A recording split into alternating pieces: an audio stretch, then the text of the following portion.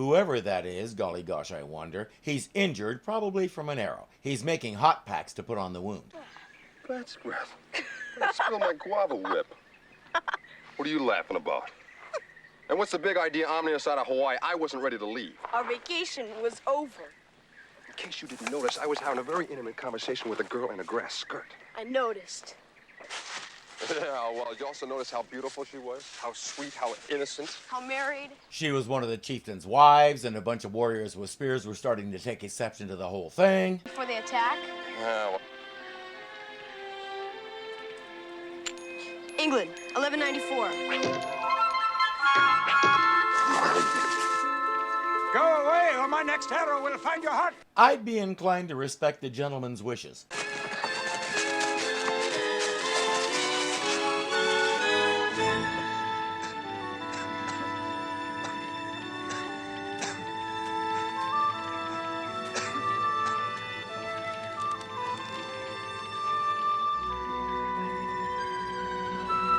Who could that guy be? Seems like everybody and his brother had a red bow monogrammed with the initials RH. They sure aren't giving us much to go on. You know, Bogg, the Omni dropped us near that old man. Maybe he was important. Well, did you want to stick around to find out? You there, make way for a better man. A really big guy on a bridge and a friar. The mystery deepens. I can't believe Jeffrey hasn't caught on already. Just push him off, John, and be done with it. We haven't eaten yet. No good friar. I think this lad's ripe for a contest of staffs. Lend him yours. As you wish, but do hurry. My stomach's beginning to speak to me in strange tongues. I hope Bogg has used a quarterstaff before, or this is going to be pretty short. Come on, Bogg, you can beat this guy. That was Bogg's one opening right there. When John missed, he should have gone for his legs and tried to trip him. As it is, he fares just as well as Robin Hood did in his legendary contest with Little John. Again!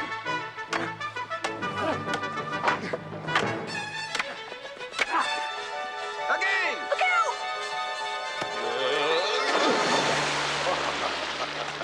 Well, your average Bogg usually is pretty wet. Hey, I went 10 episodes without doing a Bogg joke. Give me some credit. Wasn't he the guy that robbed from the rich and gave to the poor? Before he ran out on us. Now, John, don't be so hard. Robin was one time the hero of all England. Too much ale has made you soft, Friar Tuck. Well, if your Robin's anything like the Robin I've heard about, he couldn't have done anything that bad. He ran out in the middle of an attack from Prince John's men. If he'd been killed or captured, it would have been announced all over England. He just vanished. It doesn't occur to these two faithful, stalwart companions of his that he might have been wounded and had to slip away somewhere. He wasn't there at the end of the battle, so he must have run out. Robin needs better friends. Now they hate him. Not I. And not you, I think. He was the bravest man we ever met. Not to say an archer without peer. Well, I don't know about that. We met an old man in the woods today that could give him a run for his money. They start quizzing. Was his bow red? Yes, they're pretty sure it was. Are you sure he was an old man? No, they didn't get a good look at him. Can you take us to him? Yes. Robin tells them he came here to die alone so his men wouldn't see him weak. They have to tell him that since he vanished, the men have disbanded. John and the sheriff have a free hand to do what they want. And then there's Marian. What about Lady Marian? Her heart grew so sad that when Prince John said that she must marry the Sheriff of Nottingham, she was too weak to fight. Suddenly, Robin feels a surge of strength coming. Incentive is a wonderful thing. Jeffrey takes over Robin's care. My mom used to give me soup to help build my strength. Do you have any soup? Soup? Listen to the kid, he knows what he's doing. I could shoot some game, make a venison broth. Not to mention a nice roast. Good to know Tuck is focused on the important things. The wound is badly infected. Jeffrey says, I need some alcohol. Well, I'll have some ale. No! It'll kill the germs. Germs? They're like little creatures that cause infections. And they won't actually be visually discovered until 1676. I need clean bandages. Boil some water and put the bandages in them. The water is unclean. Boiling water kills germs too. First things first, get the men back together and rescue Marian. Not necessarily in that order. Robin is too weak to take on Prince John, so Bogg will dress like him, use his bow, and start doing things to spread the word that Robin Hood is back and looking for good men who want an honest government. Wait! Wait, please stop! My leg, it's broken! We wait for no one. That boy's hurt. It's Robin! Right, get us out of here! Get them, Little John! 2 out of 3 ain't bad. The sheriff takes off with Marian. Bogg mounts a horse and gives chase, with Geoffrey behind him, of course. Guard! Guard! It's Robin Hood! After him!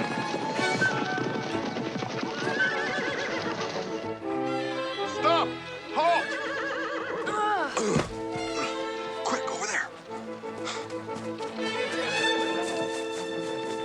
They're cornered with 3 crossbows aimed at them. Time for the Omni. Bogg, look. Mrs. Lindbergh, did you come here to talk your son out of making this flight? No. Please just leave me alone. Charles Lindbergh is getting ready to make his famous flight. The vultures are circling around his mother. Bogg can't take it. Hey, let go of the lady's arm. Get out of here. I said let go of her arm. What? You stupid. Okay, Buster, now you did it. These hands are licensed weapons on 5 continents. Bogg, the move never worked.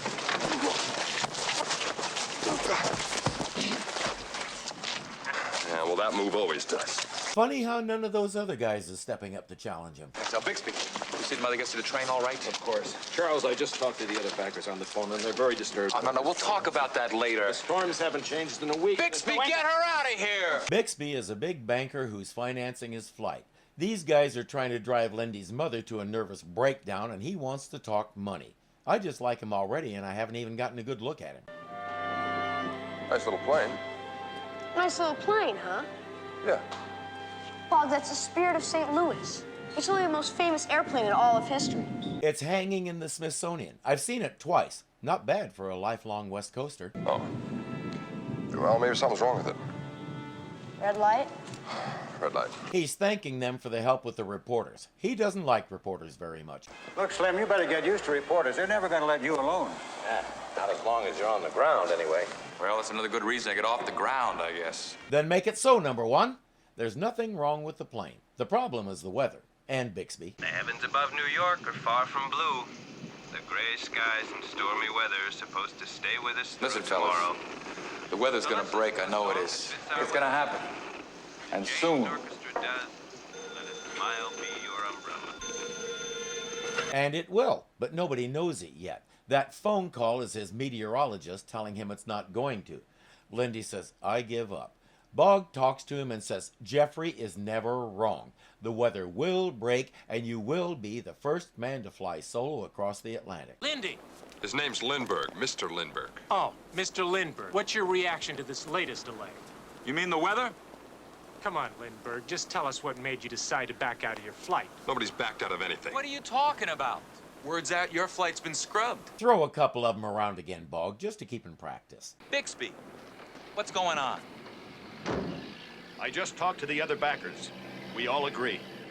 We're taking back possession of the Spirit. Flight's off. 2 French pilots disappeared over the Atlantic trying to make the same flight. The money men got cold feet when they heard that. They won't finance his death. Because pilots are like the old Christmas lights. If one goes down, they all go down. Bogg, it was Lindbergh's weatherman who told him that the storms were clearing all across the Atlantic. Is that the Doc Kimball they were talking about? I think so. Mr. Bixby, if Doc Kimball says the weather's safe here and in France, then will you give your okay? I've already talked to Doc. He said he can't be sure of anything at this point. Then wouldn't it make sense to keep checking with him every hour or so to see when he can be sure of something? Guess who'll come up with that idea? Well, maybe we can call Doc Kimball. Hey, we don't need to call Doc Kimball for a weather report. He'd call us or Bixby if the forecast had changed. We're gonna be late for the play. The way the forecasts have been. Nope. Geoffrey, you and I need to learn when to give up. But we can't give up. Bogg, please. You've got nothing to lose in checking. His mechanics complain that they'll be late for the play they're going to see. Lane, pull up there by that diner, would you? Look, Slim, you gotta disregard the weather reports, your friends, your backers, and listen to a kid? Yeah. Surprise, surprise, Doc says the weather is clearing from New York to Paris. He should have smooth sailing. Except that Bixby has been displaying his brilliance again. You canceled the gasoline delivery? Didn't cancel it. I've got the receipt right here. It's all paid for. I just postponed delivery. Postponed it for how long? Tomorrow sometime. It's all loaded and ready to go. So first thing in the morning. Tomorrow morning's too late. Can't tell the gasoline company to rush the delivery right over? It's way past closing. There's no one there this time of night. As we saw with the Edison episode, the biggest obstacle to creative invention like this is the money men.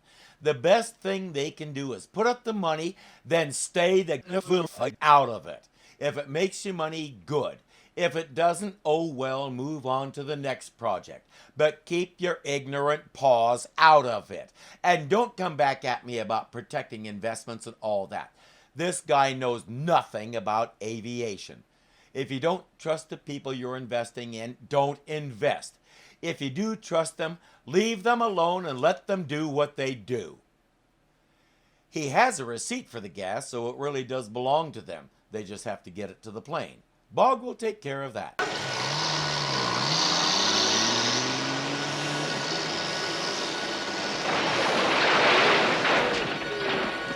That was the guard dog watching the place. He had the good sense not to get in front of the truck. The gas is loaded on the plane, and Lucky Lindy is ready to go. Mr. Bogg, if you hadn't gotten that gasoline, the Spirit of St. Louis wouldn't be taking off right now. It's okay. It's my pleasure. Your receipt. There may be a few extra charges there. But the gas was paid for. Yeah. But the fence wasn't. The little guy is Doc Kimball, the weatherman. He's been trying to get that banker to pull the stick out since the moment they were on screen together.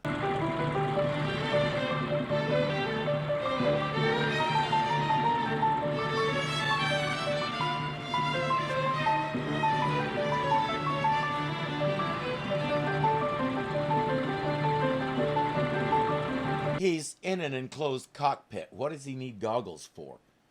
And I don't know if this is historical or not, but if it isn't, it should be. I don't know, Lane. That plane is awful heavy with fuel. Think he'll get off the ground okay? He'll make it.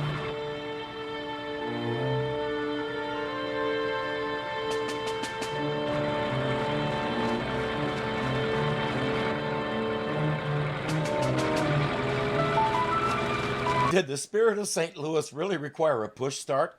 Then again, looking at the condition of that runway, anything is believable. And this really did happen. He's off the ground. Now all he has to do is make it over those wires and trees.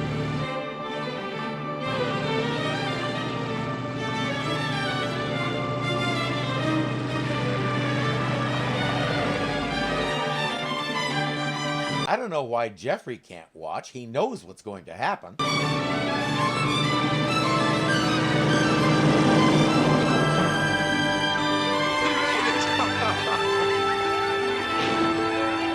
You're taking a picture of a plane that's already over a mile away. I'm sure the flash will illuminate the mud of the runway quite nicely. That's all fixed. Charles Lindbergh flies into history, and it's back to Robin Hood. We're going to rescue Lady Marian. There's to be an archery contest today. It's part of the celebration for the sheriff's marriage to Marian. Where are the rest of your men? Well, they were supposed to meet us here by the falls. I had word that they were on their way. But we can't wait for them any longer. Bogg says, I'm coming with you. Jeffrey says, so am I. No way. This is a suicide mission. No buts. Remember what happened last time you didn't listen to me. I need you to stay behind, Jeffrey. My men may return while I'm gone. Someone has to tell them where we are. You're a lookout, scout, and guide. That's kind of important. Good shot. You're starting to get the hang of it. You think I'm good enough to win the contest? No. And I'm not too sure about this plan of yours. You got a better one? Take that as a no. Splendid day for a capture, don't you think, Your Grace? Better day for a hanging. Clever disguise our Robin Hood has on. He could have at least used a different bow. He's making it much too easy for us. Which means you're falling for it. I assume the little weasel is Prince John. Ah, my dear Marian. You look beautiful. I wish I could return the compliment. only your angelic face did not house the tongue of a witch. Touch me again, and I'll stick a pin through your hand. She's warming to me, Your Grace. A week ago, she would have threatened to cut it off. She doesn't have the necessary implements with her. You go with what you got. They say, check out the archer with the red bow down there. We're going to catch your precious Robin and hang him. Keep your eye on where you're shooting. You're just at the wrong target. All this talk of his great archery skill was much exaggerated. As were his exploits. He's nothing but a common thief. If he were only that, you wouldn't be going to so much trouble to kill him. Bogg is still doing his thing, but it's starting to get tense. In case you haven't noticed, the guards are starting to move in on us. I noticed, but we can't do anything. Marian's still on the balcony. If Robin doesn't make his move quick, we're gonna all end up with our necks stretched. Aye. Not to worry, it took him a little bit to get into position is all. I think it's time I dropped in on this little group. It can't be. Robin!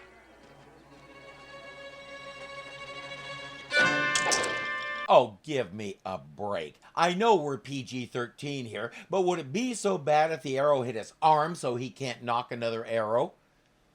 I haven't gotten to say this since we finished up Atomania. It's fight time.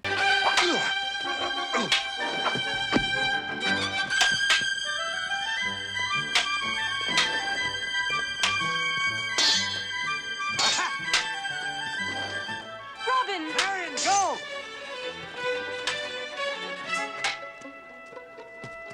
But this can't be. You're supposed to be down there.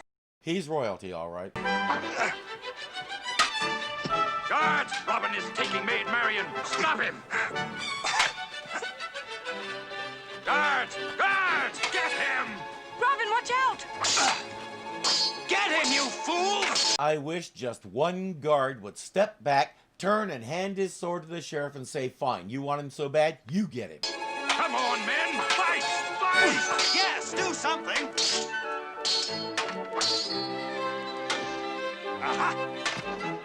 Prince John should recruit some better fighters. These are terrible. Considering he screams at them and calls them unkind names, what does he expect? Come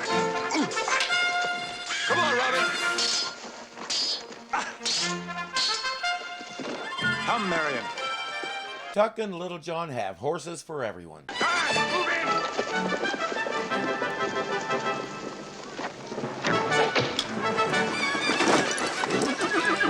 That ought to stop them. It's not going to stop them for long. Robin! The guards are blocking the gate!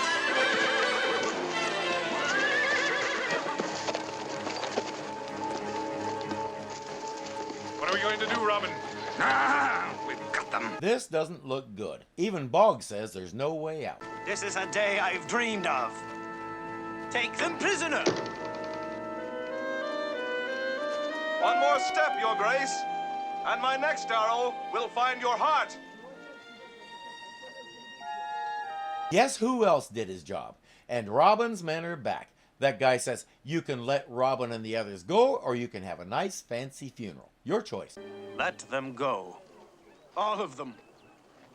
Thanks for the hospitality, Your Grace. It's been a wonderful day. And if you're ever in Sherwood Forest, do come pay us a visit.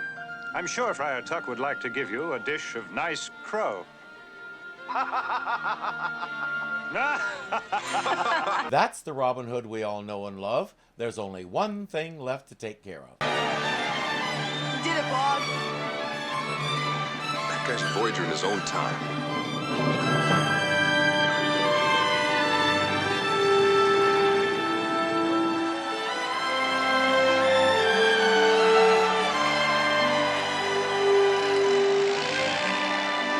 We couldn't miss the landing, now could we? Jeffrey is ready to go congratulate him, but Bogg says, go ahead. You can explain to him how we got here first. Jeffrey says, or not. Or words to that effect.